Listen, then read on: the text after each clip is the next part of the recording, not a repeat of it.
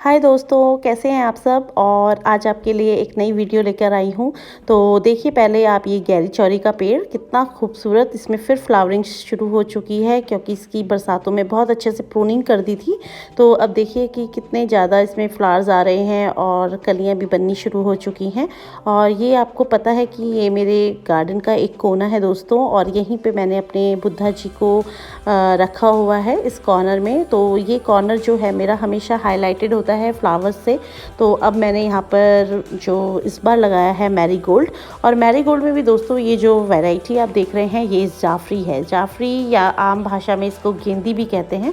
तो जो मैरीगोल्ड या गेंदा होता है वो बड़ा होता है, और ये जो जाफरी होती है ये थोड़ी छोटी वैरायटी आती है। और आप जो इसके फूल देख रहे हैं मैं आपको बहुत ही ज़्यादा पास से दिखाती हूँ। तो ये आपको कुछ कुछ ऑरेंज, रेड और फिर येलो, इन तीनों का मिक्सचर होके ये फ्लावर्स हैं। तो जब ये कली खिलती है दोस्तों तब तो ये थोड़ा सा लाल सी होती है, और उसके बाद ये अपना रंग थोड़ा चेंज कर लेती है। अब मैं आपको इस साइड लाती हूँ। ये देखिए, ये क्यारी जो है इस वक्त गेंदों से पूरी भरी हुई है। तो आप ऐसी जगह कॉर्नर पे लगाएं या जहाँ पर बहुत मैक्सिमम धूप आए। और इसमें भी देखिए कितना वेरिएशन होता है इसमें। ये देखिए रेड कलर का भी एक छोटा सा दिख रहा होगा। जब ये शुरू होता है कली खिलनी तब ये लाल सी हो जाती है, और फिर धीरे धीरे धीरे ये अपना थोड़ा सा रूप रंग जो है चेंज करती रहती है। दोस्तों इसमें ये जो आपके पास ये स्पेंट फ्लावर्स हैं इनको आप प्लीज़ निकालते रहिए। इसके दो फ़ायदे होंगे। एक तो आपका जो गार्डन है फ्रेश लगेगा, और आपकी जो पौधा है वो उसकी भी खूबसूरती बरकरार रहेगी। और दूसरा, जब ये आप डेड हेडिंग करते हैं या पिंचिंग करते हैं तो जो पौधा होता है उसको अपनी पूरी एनर्जी जो नए फ्लावर्स हैं उनको बनाने में लगाता है। तो ये जो पुराने वाले हैं या जो स्पेंट फ्लावर्स हैं उनको आप निकालते रहिए। ये देखिए एक छोटी सी कली जो खिली थी ये रेड कलर की, और फिर उसके बाद में इसके जो रंग है इस तरह से चेंज हो जाता है। तो आप कोशिश करिए कि आपके गार्डन में जहाँ धूप हो वहाँ आप इसको लगाइए। दोस्तों अगर मैं इसकी प्रोपोगेशन की बात करूं तो इसको बीजों से और स्टेम कटिंग दोनों से लगता है। तो आप अगर जैसे चाहें इसको लगा सकते हैं। और सितंबर अक्टूबर में इसका जो बीज डाला जाता है उसी से जो इसकी छोटी छोटी सैपलिंग्स तैयार होती हैं उनको हम लगा लेते हैं। और इस तरह से मैंने तो ये सैपलिंग से लगाया है दोस्तों। आप चाहें तो इसका जो फूल है, जो हेल्दी फ्लावर्स हैं, आप उनको पौधे पे ही सूखने दीजिए और उनको फिर नेक्स्ट ईयर के लिए रख लीजिए। तो इस तरह से आप इनको अगले सीज़न के लिए भी रख सकते हैं। तो दोस्तों इसकी आप सॉइल देख रहे होंगे। अगर सॉइल की बात करूं तो इसमें आप ज़्यादा इसमें सॉइल में आपको खाद नहीं नज़र आ रही होगी। तो खाद की इसमें ज़्यादा ज़रूरत नहीं होती है। ओवर फर्टिलाइज़र से भी कई बार इसमें फूल नहीं आते हैं। और आपने देखा होगा कि गेंदे के पेड़ बहुत लंबे लंबे हो जाते हैं और उसमें पत्तियाँ ही पत्तियाँ आती हैं। तो अगर आपने ज़्यादा उसमें खाद दे दी है तो भी कई बार ये प्रॉब्लम आ जाती है। तो ज़्यादा इसको फर्टिलाइज़र नहीं चाहिए। वो मैं अभी आपको आगे बताती हूँ कि आप इसमें क्या डालें। पहले मैं आपको ये अपना पौधा दिखाना चाहूँगी। ये देखिए यहाँ से मैंने इसको ऊपर से कट कर दिया था। तो इसमें 4-5 जो ब्रांचेज़ हैं वो निकल गई हैं। और ये देखिए जो पौधा है कितना बुशी हो गया है, कितना घना हो गया, और उसमें आपको भर भर के फूल मिल रहे हैं। तो इसी तरह से आप ऊपर से अगर इसकी कर देते हैं पिंचिंग तो आपको बहुत अच्छा रिज़ल्ट मिलता है। और ये एक छोटा सा गुलाब, अब गुलाब की भी जो दोस्तों प्रूनिंग कर दी थी उसके बाद ये फ्लावरिंग शुरू हो चुकी है। और ये है मेरा सफ़ेद बैंगन। तो ये जो क्यारी आप देख रहे हैं उसके पीछे पीछे मैं अपनी सब्जियां लगा लेती हूँ। तो अब मैं आपको इस मैरीगोल्ड के फूलों की बात करूँ, देखिए कितने ज़्यादा ये खिल रहे हैं इस वक्त। तो दोस्तों इसको जो आप पानी देंगे, पानी भी आपको इसको ज़्यादा नहीं देना है। 1 दिन 2 दिन छोड़ के, जब इसकी टॉप सॉइल जो आपको दिख रही है वो सूखने से लग जाए और आपको लगे कि 1-2 इंच मिट्टी हमारी सूख गई है। ये देखिए पौधा और फूल कितना गठा हुआ है और कितनी मल्टी पेटल्स हैं। मतलब साइज़ आप इसके देखिए बहुत ही खूबसूरत लगता है।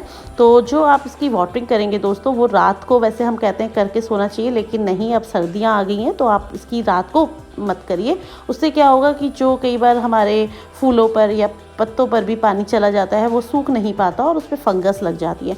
तो कोशिश कीजिए कि अगर आप सर्दियों में कर रहे हैं और आपको शाम को ही करनी है तो आप 4-5 बजे के करीब करें, नहीं तो आप सुबह के टाइम करिए।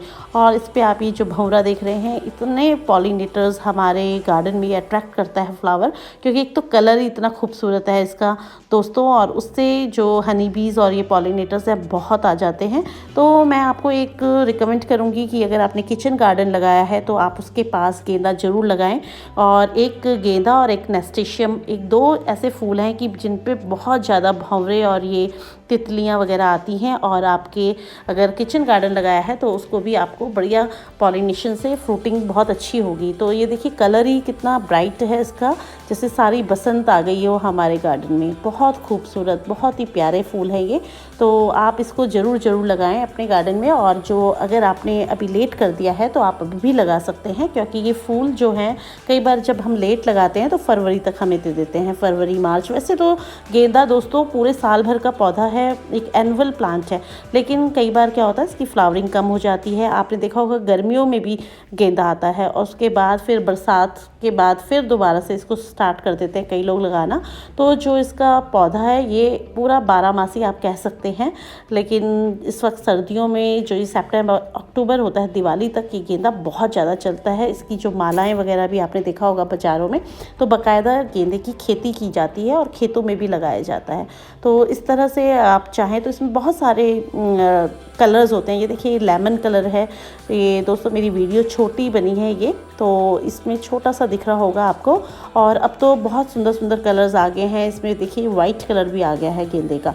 तो ये थोड़ा सा महंगा होता है लेकिन अच्छा लगता है, वैरायटी के लिए आप अपने गार्डन में ऐड कर सकते हैं कलर्स में।